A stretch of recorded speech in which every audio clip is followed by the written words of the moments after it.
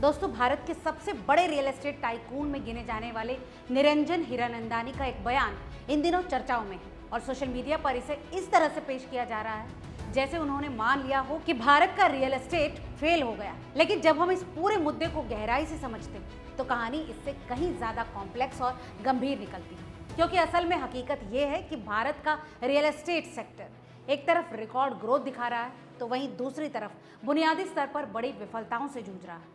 और खुद हीरानंदानी ने कई मौकों पर इन खामियों को स्वीकार किया है। मसलन साल 2026 के बजट से ठीक पहले अपने एक बयान में उन्होंने साफ कहा कि भारत में हाउसिंग सेक्टर को हाउसिंग रेवोल्यूशन की जरूरत है, क्योंकि टैक्स स्ट्रक्चर, नीतिगत असमानता और डिमांड सप्लाई गैप इस सेक्टर को कमजोर कर रहा है।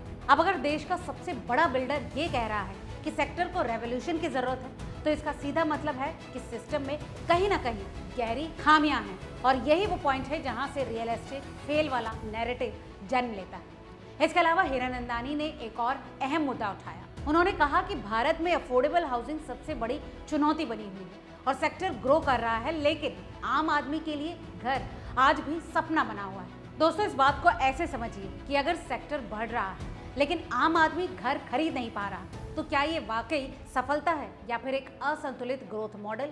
और यही वो सवाल है जो आज पूरे सिस्टम पर उठने लगा है। अगर हम डेटा देखें तो तस्वीर और भी चौंकाने वाली है। रिपोर्ट्स के अनुसार मुंबई जैसे शहर में आज भी करीब 50% आबादी स्लम में रहती है, यानी जिस शहर को भारत की फाइनेंशियल कैपिटल कहा जाता है वहां आधे लोग आज भी बेसिक हाउसिंग से वंचित हैं। तो क्या ये रियल एस्टेट की सफलता है या विफलता? यही वो कॉन्ट्रडिक्शन है जिसे हीरानंदानी जैसे बड़े खिलाड़ी खुलकर स्वीकार कर रहे हैं। लेकिन कहानी यहीं खत्म नहीं होती, बल्कि असली संकट नीति और ग्राउंड लेवल पर साफ दिखता है।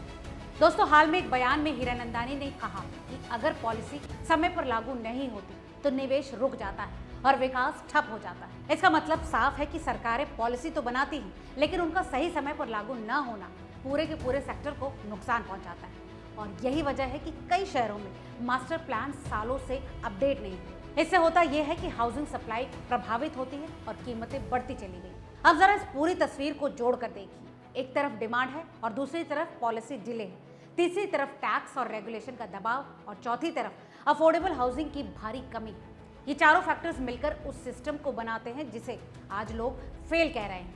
लेकिन दोस्तों, हकीकत ये है कि ये फेल नहीं बल्कि डिसबैलेंस्ड है, जहां लग्जरी सेगमेंट तेजी से बढ़ रहा है लेकिन मिडिल क्लास और लोअर क्लास के लिए घर मिलना मुश्किल होता जा रहा है। खुद हीरानंदानी ने कहा कि आज लग्जरी हाउसिंग ने एनआरआई का हिस्सा करीब 24% तक पहुंच गया, यानी बाजार का बड़ा हिस्सा अब उन लोगों के लिए है जो भारत में रहते ही नहीं। तो सवाल तो उठेगा ही कि क्या भारतीय रियल एस्टेट भारतीयों के लिए है या फिर निवेशकों के लिए रह गया? दोस्तों, आज यही वो बड़ा सवाल है जो इस पूरे विवाद की जड़ में है।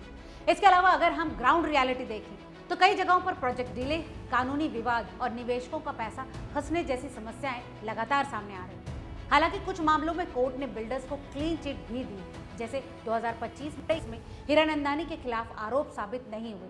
लेकिन इसका मतलब ये नहीं है कि पूरे सेक्टर में कोई समस्या नहीं है, बल्कि इसका मतलब ये है कि सिस्टम बहुत जटिल है, जहाँ कुछ प्रोजेक्ट्स सफल होते हैं और कुछ विवादों में अटक जाते हैं। और यही अनिश्चितता आज निवेशकों और खरीदारों के लिए सबसे बड़ा खतरा बन चुकी है। अब एक और एंगल देखें तो शहरी विकास, वहां भी तस्वीर पूरी तरह से पॉजिटिव नहीं। हाल ही में ठाणे के हीरानंदानी एस्टेट में मेट्रो प्रोजेक्ट के रूट बदलने को लेकर स्थानीय लोगों ने विरोध किया।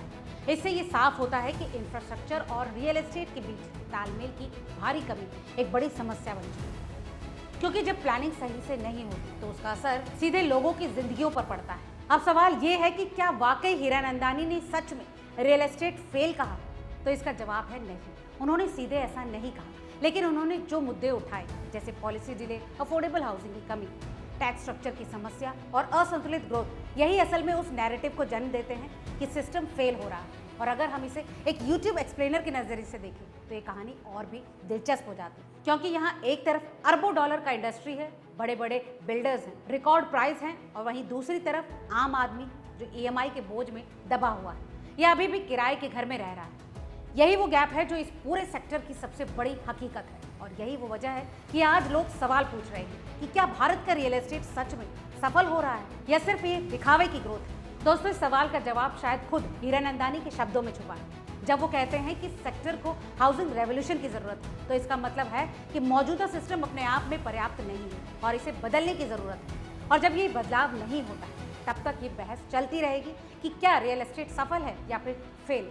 लेकिन दोस्तों एक बात तो साफ है, भारत का रियल एस्टेट सेक्टर एक बड़े ट्रांजिशन के दौर से गुजर रहा है, जहां पुराने मॉडल टूट रहे हैं और नए मॉडल बन रहे हैं। और इस बदलाव के बीच सबसे बड़ा सवाल यही कि क्या इस सेक्टर आने वाले समय में आम आदमी के लिए घर बना पाएगा या सिर्फ निवेशकों के लिए एक एसेट क्लास बनकर रह जाएगा। इस बारे में आपको क्या लगता है, हमें कमेंट करके जरूर बताएं। आज के इस अपडेट में फिलहाल इतना ही। वीडियो अगर अच्छा लगा हो तो इसे लाइक और शेयर करना ना भूलें और याद दिला दें कि ये वीडियो महज जानकारी के लिए, निवेश की कोई सलाह नहीं।